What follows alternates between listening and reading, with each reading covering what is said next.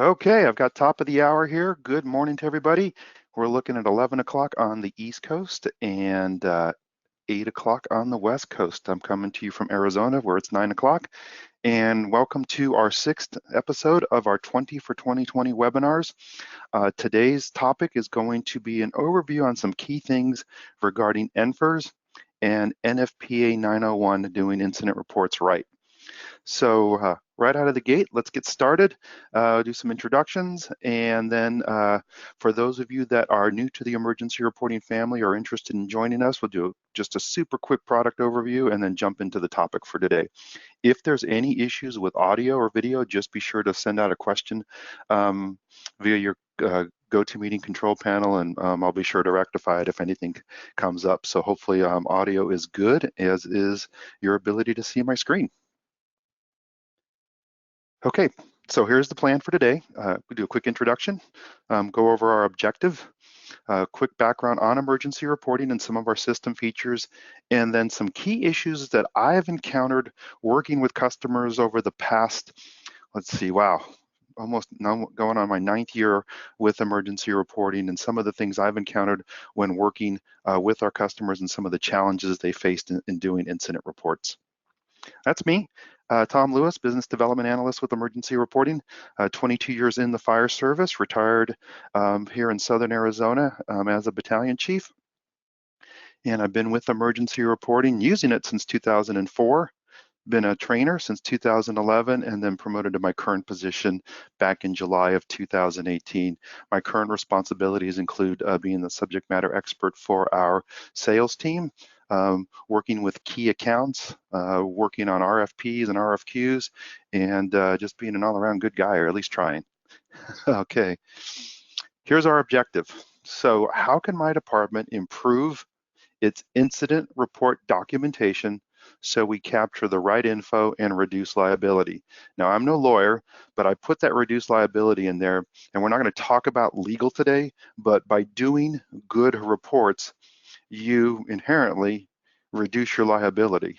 And you know that from experience, both with doing EPCRs and of course incident reports. The quality of your documentation can matter significantly because lawyers will poke holes in it, and then as they poke holes in your documentation, they will poke holes in your credibility and your competency. So before we get started, I want to thank all of you for joining us. I got a couple shout outs today for people I've worked with over the years. I see David Land from Fort Campbell. David, I'm glad to have you with us today, Fort Campbell in Kentucky. And then I also see Todd Russell in the great, though very chilly state of Alaska. And so yeah, if I missed anybody I've worked with, forgive me, but those are the names that pop out right now. So guys, welcome. Glad to have you on board with us today. All right, emergency reporting, who we are. So here's us in a nutshell.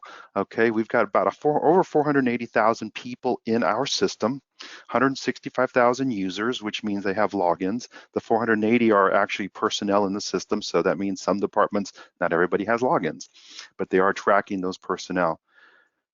We're well on our way to 7,000 departments worldwide, creeping up to about 6,800 now. We use the Agile software development process, which means whenever you're in the system, you are always using the latest version. We do releases every 2 weeks, sometimes more frequently if we have hot fixes, things that need to take place urgently. We have a 99.9% uptime. So again, really, we call it in the industry that parlance is called 3 nines. So we're never down more than 526 minutes throughout the year, and usually much less than that.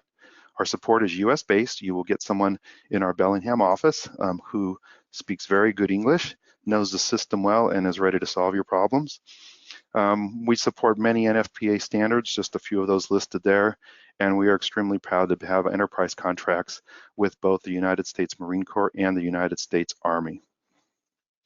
Our 4 pillars are compliance, and that's a lot about what we're going to talk about today, is complying with both organizational agency standards, but also national standards, and that includes NFIRS and NFPA 901. Operations, basically supporting your ability to serve your community. And these bottom two, the one in yellow there is my favorite, because it really is, despite all the data, it's all about the people and building those relationships and building that trust, both with the people and with the product. And then of course, underlying everything is the data that you're entering in and reporting on within our system. We have 16 modules. They're listed there. Many partner interfaces with our very robust API. CAD interfaces, well, there may be a couple, but I think we pretty much interface with every CAD out there. Over 600 system reports, analytics for both response and safety.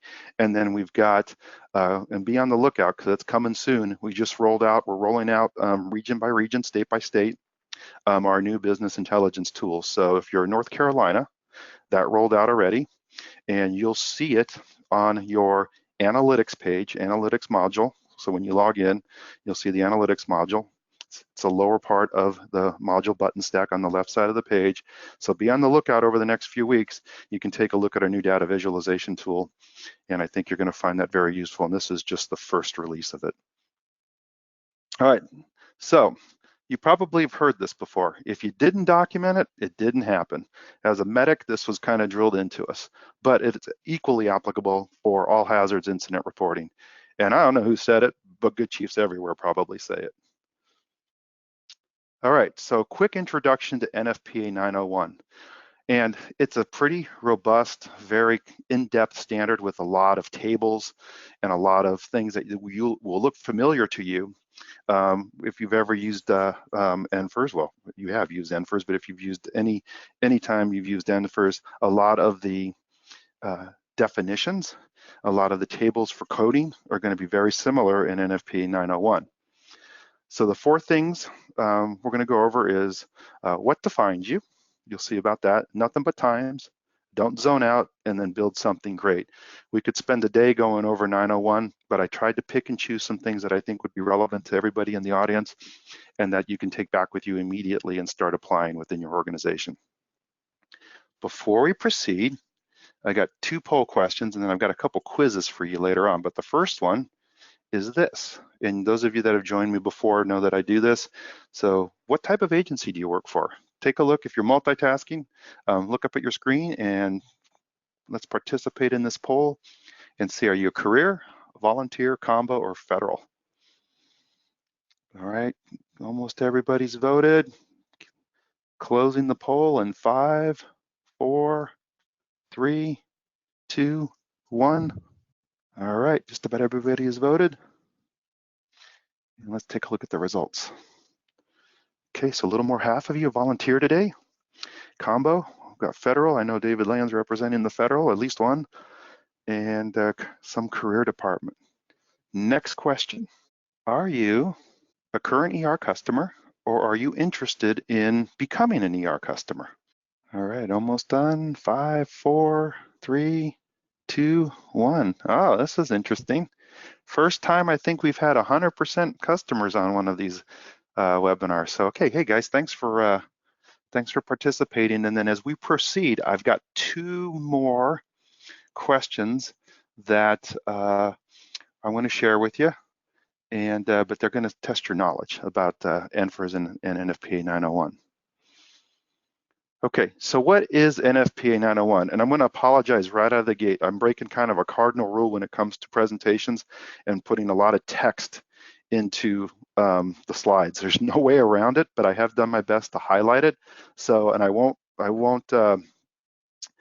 read it. You guys can read it, but I will kind of point out some key things. And so NFPA 901, and one of the things I want to mention, and I'll toggle back over to it, is that with NFPA, with all the NFPA documents, most likely your agency has an NFPA membership. However, if you just need to browse it, they do offer free access to their standards. You can't print it, you can't download it, you can't really work with it, but it does allow you to review it and study it. And so one of the things I'd like to recommend is that you've got to make a case in your organization to enhance the performance, the data collection, the way you do business. You can usually find an NFPA standard that will back up your case. And in this case, the improvement of documenting incident reports, you've got 901 to reference. So it's not just, oh, okay, I think this is a good idea. This is how we should start documenting it so we do better and go above and beyond NFIRS. You've also got a standard behind you to support your case. All right, and one of the things I highlighted there on 1.2 is this document provides a common language, and that's key, and that helps with the overall standardization.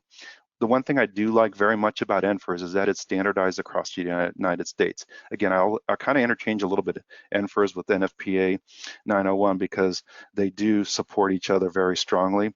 But NFIRS is a national standard. If you report to NFIRS, yes, some states maybe make some minor modifications, +1 codes and suppressing some other codes.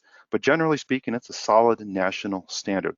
Those of you that are EMS providers know the nightmare that NMSIS can be because each state kind of gets to do their own thing, and it makes it very tough for us as a records management system provider to not only we can comply with NFIRS fairly easily, but with the states, with NMSIS, we've got to do at least 50 different compliances. So NMSIS it may be a national so-called standard, but I don't think it's on solid ground as far as being a full-on national standard as NFIRS is. Okay, here we go. So I highlighted these things. Again, we can't go through the entire standard today. It would just take way too much time. But I want you to take a look at some of the key things. And I highlighted these because I've noticed, especially with volunteer departments, and that's about half of you on today, that the original report should be completed by the person who gathered the data. In our, we serve the entire state of Pennsylvania, and when I first went out there and learned how a lot of the volunteer departments, and Pennsylvania is a very heavy volunteer state. What I learned was that a lot of times the volunteers, they'd go out and take care of Mrs. Smith, put out the fire, do their job. They would come back, and then the chief, either on paper or their prior RMS, the chief would actually do the incident report. So per NFPA 901, if you go on the call, you should be the one doing the report. And thankfully, with a solution like emergency reporting, it's easy for volunteers because they don't have to go hang out at the station and spend a half an hour cranking out a report. They can get back home and do it from home because we're web-based. So I found that to be an interesting element there, that 4.4.5. And one of the other things I've encountered in my travels with a big city who will remain unnamed, that many years ago, well, not many actually, you'd be surprised, the early 2000s, that they were only reporting 100 series calls. NFIRS and NFPA 901 is an all hazards reporting standard and system. NFIRS the system and 901 the standard. So this probably is preaching to the choir here that most of you are already doing this, that you report on every incident regardless of the type or the extent. Okay, actual emergencies, false alarms, all of those need to be and should be documented. So it was interesting that they missed out, that particular department had missed out on just a wealth of data to justify resources, budgets, because most departments, now certainly some are running more than 10%, 15% fires, but the vast majority of us, if you look at your numbers, you're running 80+% EMS. Okay, and then of course the structure, and NFIRS does provide that structure. So you're looking at 4.5 there highlighted to input a reporting system, to serve as input to a fire reporting system. The incident report must be clearly structured and must use uniform definitions and terminology, and that's what 901 sets forth. Okay, so this is the times.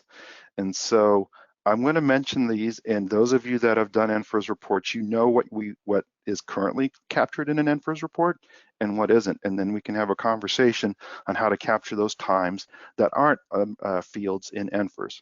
So the event start time. Time of ignition, very difficult to capture, okay? We don't know exactly when it started, but a lot of times we go with the alarm time, the time that the PSAP, Public Safety Access Point, is called, okay? And then you've got here down below, the discovery or detection time. The detection time is the moment at which the person senses the danger or incident, or the moment at which an automatic detector closes its contacts. So I pointed out that 5.7.5.2 because of the comment there about automatic detector closes its contacts on, say, doors or alarm systems. with the Internet of Things starting to take hold of our world, that kind of time can be automated directly from the building, and probably has begun to actually do that with alarm systems. And so can that data then be collected and reported directly through your CAD and then to, like, say, emergency reporting? I think so. Right now, though, there's no field for that.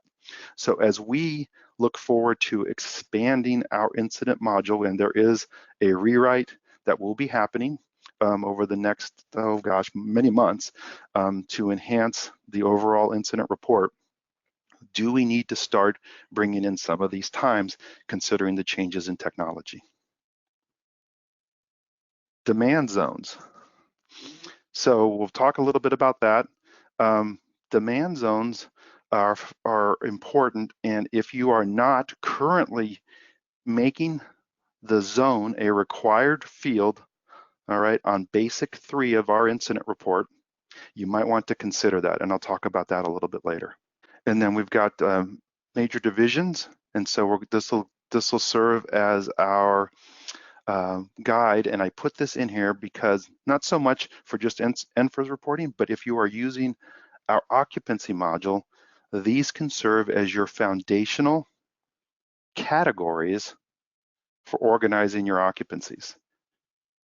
And so again, it's reinforcing where this is cited in other NFPA standards, I believe 101, and then here in 901, it's also emphasized. So you've got it broken down into those 9 specific property uses. I'm going to go back one. Just want to mention this on zones because of the community risk reduction. This says community analysis areas, but also for community risk reduction, and then also for accreditation, they're looking at the demand zones for distribution and concentration of resources, as well as the risks within those different areas, and of course your response capabilities and performance. So again, another reason why zones are so important. Okay, NFIRS. So here's our topics on NFIRS. And then I'm going to go into the system a little bit later and review some of the things we've talked about here. But 4 of the topics that I've encountered a lot in the field is indecent exposure, drinking the Kool-Aid, drinking the Kool-Aid, having the big one, and then we'll be sorry for your loss. First one. So indecent exposure. So we talk in the fire service about exposures. Now I know our jargon, and we're going to protect that exposure. It's not on fire yet. We're going to prevent it from getting on fire. Okay, that's how we would. Okay, I need you. Okay, engine 151 approaching, requesting assignment. Command says, hey, I need you to protect, exposure delta. All right, but NFIRS defines an exposure as a fire resulting from another fire outside of that building, structure, or vehicle or fire, then extends to an outside property from a building, structure, or vehicle. So, little note there below in the non-highlighted area. So, in the case of buildings with internal fire separations, i.e. firewalls, NFIRS says to treat the fire spread from one separation to another as an exposure. So think strip malls. Do you report that as an exposure? And our system is very conducive to adding exposures, and I'll show you some of the features in there that will help in documenting them. So a vehicle catches fire on a parking ramp.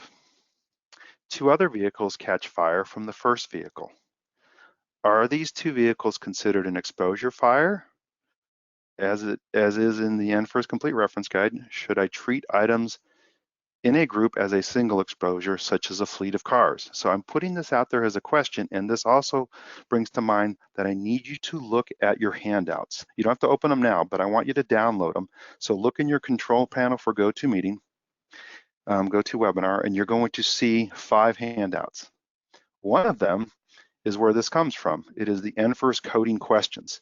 So if you are responsible for helping improve the overall quality of your NFIRS reporting at your department, you're going to want this document if you don't have it already. So be sure to download it.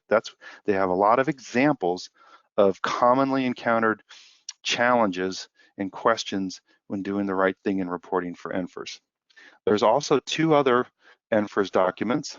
One is from the state of Ohio, the Pocket Guide, Another is from Oregon on a best practice document. Now keep in mind, these are two states that may have some things that are different than your state, or if you are a federal customer, what the Army or the Marines or other federal agency requires. But they do serve as a really good example, one, to see what other states are doing and if it's different than yours, and two, perhaps an opportunity to create your own guide for your organization to help improve the way the troops are documenting NFIRS. And I promise you, and you may be nodding your heads, that for the most part, we do a fairly decent job with NFIRS reporting, but I've seen wherever I go the opportunity to improve because we're firefighters. We didn't join the profession to be data managers. However, it is part of our job, even from the boot firefighter on up to the chief, and the higher you go, the more you manage data, but there has to be an expectation of high quality reporting, just as we expect the ability to respond to our standards of covers for response times, turnout times, and SCBA donning, just to name a few. The other two files is our ER main brochure. If you wish to share that with other people interested in joining emergency reporting. And then one of the things I added, it's brand new, is one of our learning plans. You can see all of them in our knowledge base, but that learning plan I put in there is a structured learning plan of all of our knowledge base articles pertaining to the incident module and NFIRS. So check those out. And then what do you guys think?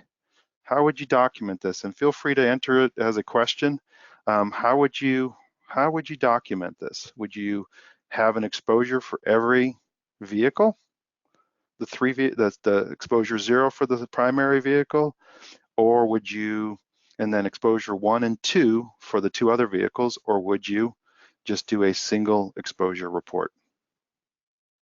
I'll let you think about it for a second. Feel free to respond as a question if you'd like.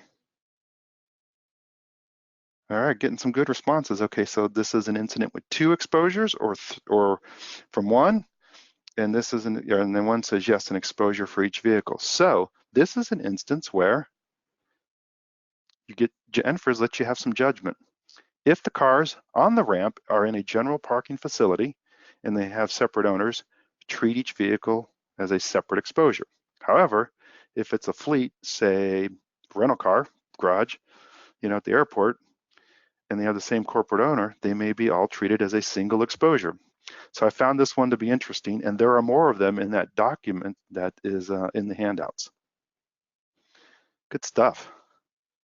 And so one of the things I want to mention on exposures is the dreaded incident response, because chances are, if you have a significant, say, structure fire, you're going to have many units responding, maybe multiple alarms.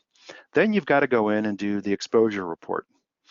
Chances are that it's the same, maybe more, but certainly most of the units that are on the initial exposure will remain to help put out the fire on the subsequent exposures. The good thing about our system is that when you go and create exposure 1, so remember, exposure 0 is always the initial fire, exposures 1 and up are subsequent exposures. The system allows you to select 1 or more units that were on the initial exposure 0 and basically clone them into exposure 1 and up. And so you can certainly go in and update the times, but all of the units, personnel, and times will populate in the subsequent exposures. So if you've got a dozen or more units on the scene, this makes completing the report much easier, knowing that the CAD does not populate times for exposures. Makes sense? So be sure to take advantage of that feature, and you'll see it when you go create an exposure. There'll be a button here called Copy Apparatus, and you're going to get this pop-up that allows you, to select those units. Excuse me. All right, poll question. All right, guys, this is a good one. I ask this often in my training sessions and when working with customers. So, definition of automatic aid. Here we go. According to NFIRS, what must occur for an incident to be considered a mutual or automatic aid call? Only the giving department must be at the incident. The giving department must be covering at the receiving department, or both the giving and receiving departments must be at the scene.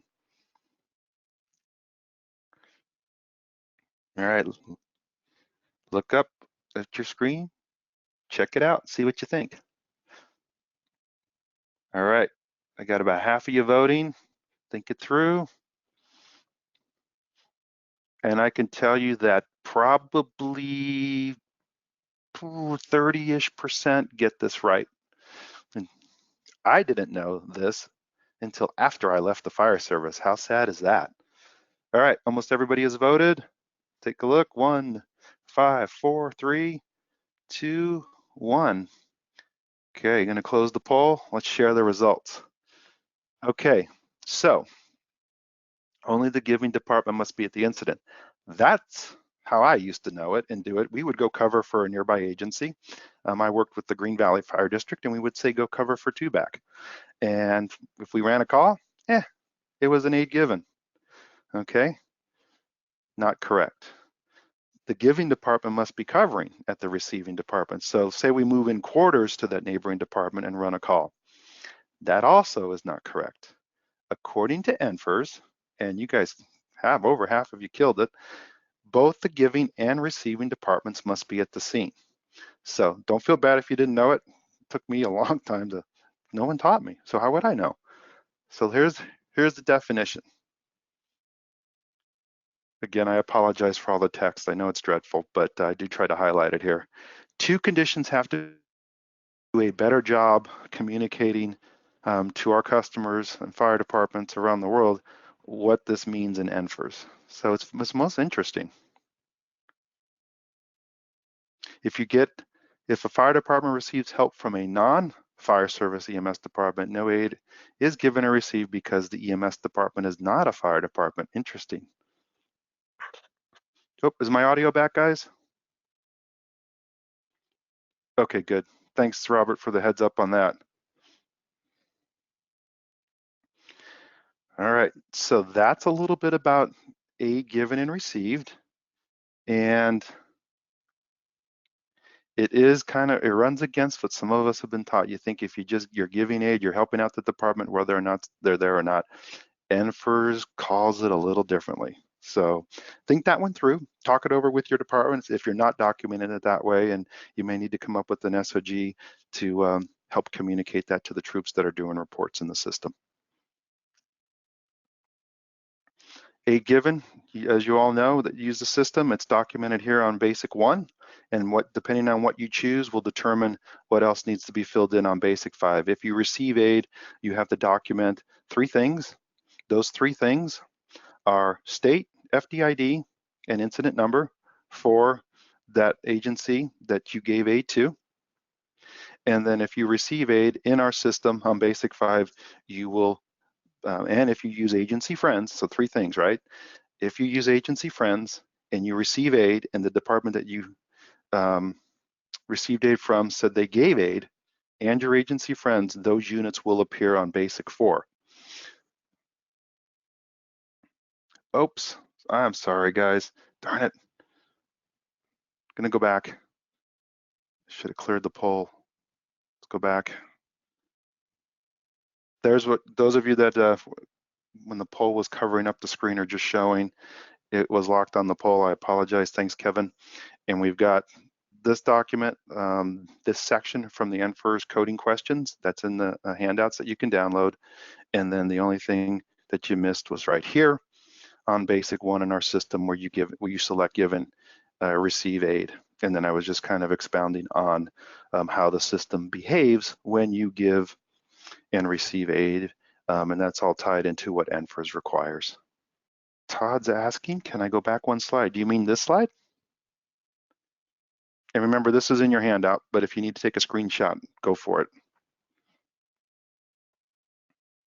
All right, grab that screenshot and I'm gonna press on. Okay, 1 more poll question and I'll remember to close it this time. So let's test your knowledge 1 more time. You respond to the big one. You got a gasoline tanker into a building that ignites a fire and has 5 patients. What incident type do you choose? And it kind of looked like that picture we had up on the screen. Think it through. How would you code this one? And then feel free in the questions to explain your rationale, and we'll share that. Would it be a building fire because it's on fire? Would it be an EMS call because you have 5 patients? Would it be a gasoline or flammable liquid spill because the tanker crashed into the building and started the whole thing? Or because it's a combination, would you just do a 900? Thinking it through. I see you guys taking your time. A few more people need to vote. Okay, gonna close it in 5, 4, 3, 2, and 1. Closing the poll. Looking at the results. All right, well, let's take a look here. So nobody called it an EMS call, good. We had a few that called it a 900. So let's talk about any NFIRS code that ends in a 0, whether it's 1 0 or 2 zeros, is the last resort. I think Ohio, they suppress some of those what I call the 0 codes, because it's not descriptive enough. So that is your last ditch, nothing else fits, not even close, use it. So that's not the right one. About a quarter of you thought, 411. That is probably the most common response I get when I'm out with customers and teaching, because they go causal relationship. The tanker caused it, so it must be the most important. And so they would put a 411. It's good thinking. However, per NFIRS, 111 is the correct answer. And the reason being is that per NFIRS, oops, I'm going to hide that. I remember to hide it.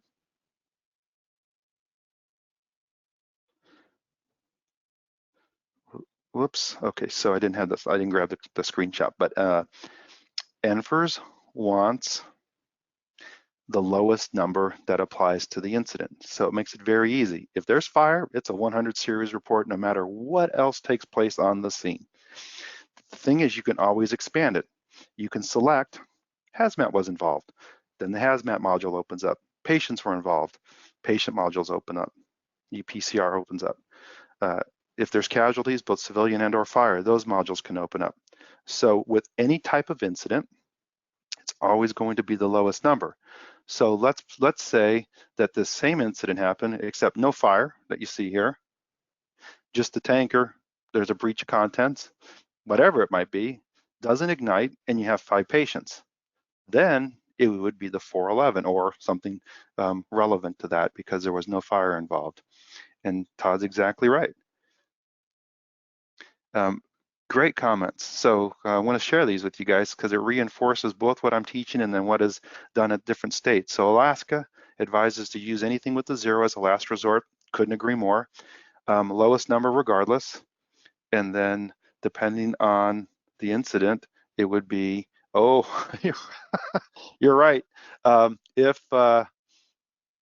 hazmat's a 400 series. So if you have patients and it's a hazmat, you use the 300. So I stand corrected. Yes, it is a 300, the lowest number. Okay, little brain hiccup there. So yes, great stuff. All right, pressing on. So sorry for your loss. I put this in here because the monetary loss. Now, they're still talking about loss here. And in NFIRS, it's still defined as property and contents lost versus property and contents value. That's how we do it in our system. However, we have a new report in our system, and I'll have to check the number for you real quick when we go into the system, that documents what is saved.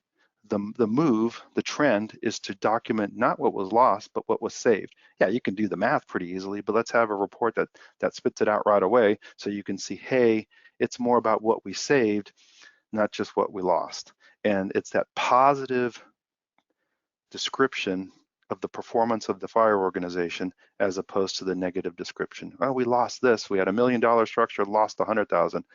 Sounds a whole lot better saying we had $1 million structure, saved 900,000. And so it paints a better picture and tells a better story. And so this is where we do it in the system. And then of course you can set it as required so it goes red anytime there's a 100 series incident. And I strongly recommend that. And I'll go to that report. Let me make sure I'll make a note so I can show you our new report that shows what's saved. That calculates it automatically for you from what you enter on this page. All right, so I want to go into the system and do a couple things here. I want to thank you all for joining me today. We don't necessarily need to go the full hour. We covered what I wanted to cover today, but so I'll be glad to entertain questions. And then now I'm going to jump into the system and go over a couple things that we covered and show you live in emergency reporting. As the screen is resetting, does anyone have any questions for me? Zones. Remember I talked about in NFPA 901, they mentioned the demand zones. If you haven't done so, a couple settings that you want to look at here. One, in admin and your zone list, you're going to want to create a comprehensive zone list. Now, this should be defined based on how you want to report on the geographical response of your crews. It can be by station, it can be by city council district, it can be by map pages, however you wish to document and geographically parse out your response area in order to report your performance on a geographical basis. The other thing to keep in mind is here in admin also, and I highly recommend it. NFIRS does not require zones as a field that you have to fill in.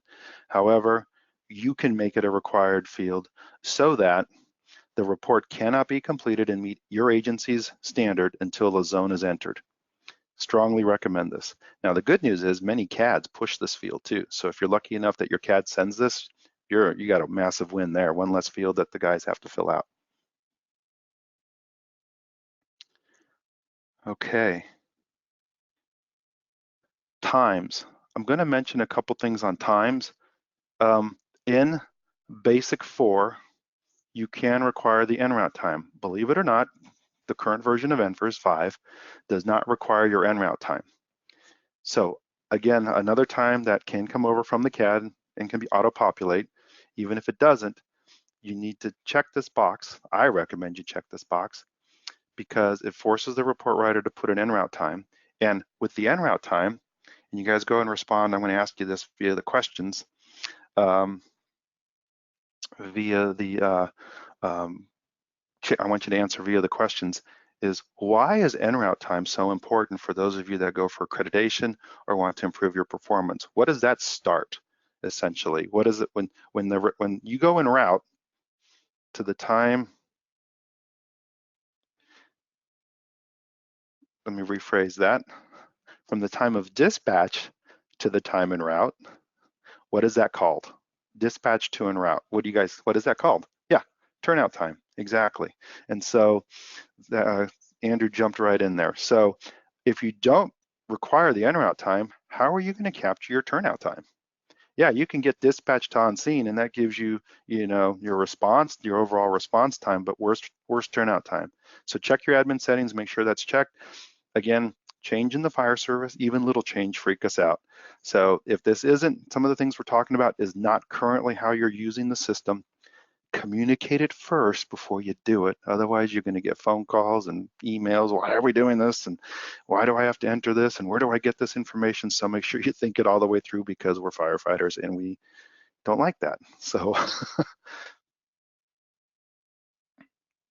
all right, pressing on. The last thing I just wanted to mention, and again, it's not just, I want to mention this, not just because it's NFIRS or 901, but because it is mentioned in 901, and those of you that are either newer to the system or are considering how you've organized your occupancy module, this one's kind of messy, but you can see the categories before the /, those that I had showed you before from that table in 901 is also in 101. Drag this one over. This can serve as a potential guide for creating the main categories, not your subcategories. Okay, just something to consider for consistency with NFPA 901 and within the occupancy module. I want to show you what exposures look like. All you do is you add a new exposure. So we're going to say we've got a second exposure on the primary incident. So now I have exposure 0, 1, and 2. And then when I get to page 4, the apparatus page, you're thinking, oh boy, I've got to go add each apparatus one at a time. No, you don't.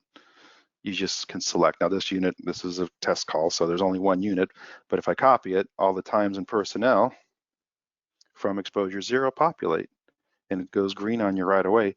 But remember one key thing here, if things change on that second exposure, times or whatnot, update it here. If you add people tie in, so volunteer departments, if you have people show up POV and tie in on those subsequent exposures, be sure to add them, okay?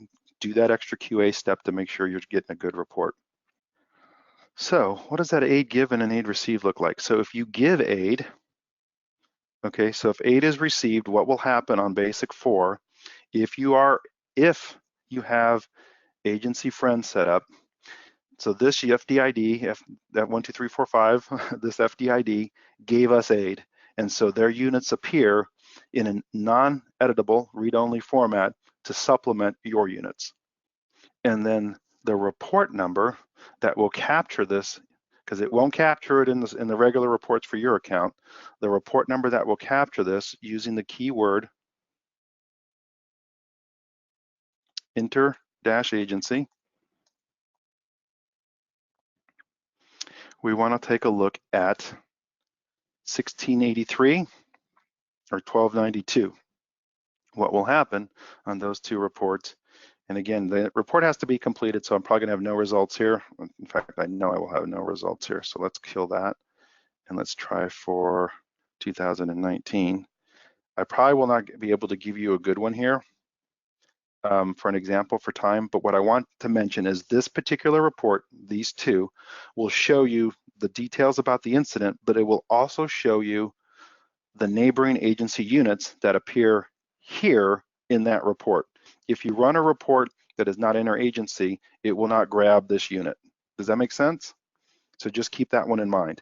Now, what some agencies do, especially if you are on the same dispatch center, is that I'm working with a customer in California right now, and also Ripon Fire Department. They have the neighboring trucks in their apparatus list because the CAD dispatches for them and can send over those non-department units, and they can build their apparatus list. But one thing that you'll be thinking is, well, I don't want all those other units in my maintenance module because I don't maintain them. They're not my trucks, but I want them in my incidents module. All you got to do, let's pretend that Pumper 3 is a neighboring agency. You can put in the apparatus name, neighboring department, engine 3, Pumper 3, and then you will check not department unit, click save. It wants all these required fields, but suffice it, you would do that. And then what happens by doing that, selecting not department unit, it populates in your incident module, or via the CAD, it will auto-populate on an incident report, but it will not appear in your maintenance module. Very good, because then that opens up more reports that will consider it your unit and does even better for effective response forces and overall response times, especially if you are dependent on neighboring agencies to help you meet your standards of cover. All right, and I think I covered the loss component already as well. So we are good to go there. Any questions? All right, well, guys, I know there's some questions there that I haven't answered, so I'm gonna pull those up. And again, thank you again for joining me today. I hope you found this beneficial. It's a kind of lot to go over in a relatively short amount of time, but I wanted to hit some highlights. And I want to leave you with a couple things here. One, be sure to download those handouts. I think you will find them helpful. Secondly, I'm going to put this link in here. If you haven't got in the habit as an officer or as a leader in your department of looking at NFPA standards, I think it's a good thing to do. It will help you become more of an expert on industry best practices and will help you make a case for the things that you want to improve in your department. So I'm going to put this link into the chat. This is straight to NFPA 901. And then the other one that you need to see is the NFIRS Complete Reference Guide. And again, I recommend putting these documents in your ER library as references. And so here's that one. And so download those, and then good practice, because then that gives the whole department access to it, is go in, create a file called NFIRS Documents, and start loading those bad boys there, and they will be accessible to all. And you can say, hey, log into ER, grab this document if you want to learn more. Great, not exciting, but still productive rainy day training at the fire department, because every day is a training day. All right, so I'm going to run through these questions before we close it out today. Thank you for your responses to all the questions. Sure appreciate that. Daniel, our system seems an issue capturing dispatch versus Enroute Time. It records us the same way. Is there a way to fix this?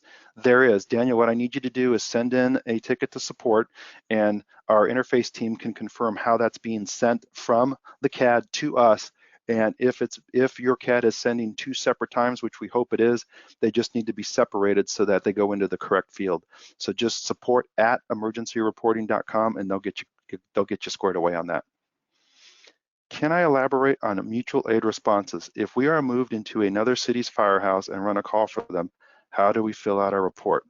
So Kevin, according to NFIRS, now this is where we can get into a little bit of controversy, but in a nutshell, NFIRS states, make sure I get this right, NFIRS states that you're essentially running that call as that department. Now the challenge there is, I'm a chief of both of these departments. I'm going for accreditation, all right? I am trying to document what my resources are doing so I can justify budgets, all right? So NFIRS may say that, and again, that's NFIRS and their definition. However, what I tend to explain to customers is that I think there is wisdom if you default to the local level to document that agency, say you, like you said, you run a call for them, they don't run it. There is wisdom in that department that you ran the call for as documenting that incident as maybe, I don't know if you would do it as, I would do, there's a way to document it without going in depth, but just document it as a call that none of your units responded on, and that you would document that a neighboring agency responded on it. Now, what I'm saying here is not to the letter for NFIRS, so I could probably, the NFIRS police would probably get mad at me. Okay, thankfully there is no NFIRS police, but I'm a chief and I need to have this data. So I want to document a call took place in my jurisdiction that my crews could not respond to. Why? They were on another call. So neighboring agency X came and responded. Neighboring agency X needs to document that they ran that call within their reporting system, and documented that they ran into a zone that was outside of their primary jurisdiction. So personally, I would document it in both systems as an incident. Now what happens is it's treated as 2 different incidents in NFIRS. That's a little bit of a problem for overall statistics gathering. But again, when I come down to the local level, that's you guys, what's going to be best for the data collection perspective for my agency and for justifying and verifying budgets and resources. And so if any of you have any other thoughts on that, certainly share them with me either via email or here in the chat. Todd's asking, do you have to add all apparatus for exposures, or can you just add, or you add just one since you're in the same location? No, you have to do all the whatever apparatus that were on exposure 0. If those same apparatus on our exposure 1 and 2, those need to be also added into it. So you've got to replicate that and treat that second exposure report as almost like a whole nother incident report, really. Yes, you can follow with me on some other questions later on. I've got some meetings, Todd, but yeah, you certainly can. What about the personnel for the unit, Rich? So are you talking about personnel that on the exposure, those people, the same people that are on exposure 0 that go to exposure 1, or maybe elaborate a little bit more about what you mean?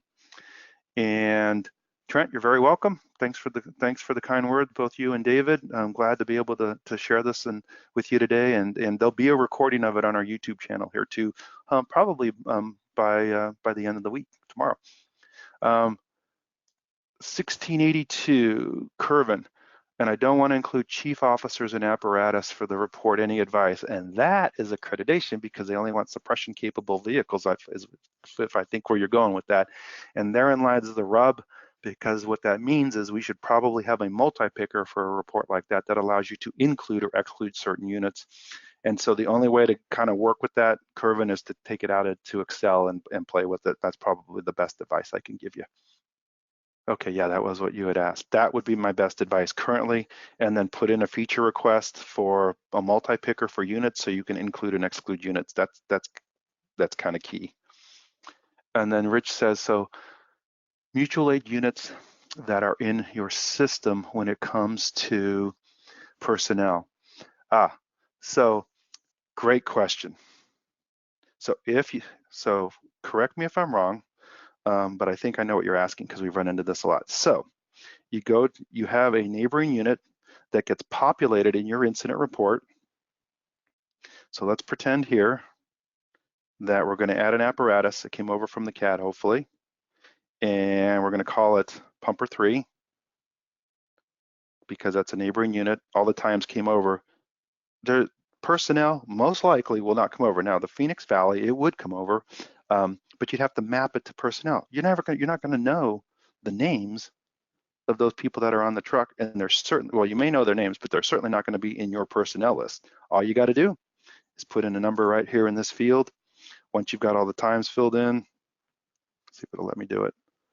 Click next, and that should go green. So it's okay to not have to know the names. Just fill in this field, and you will comply with NFIRS.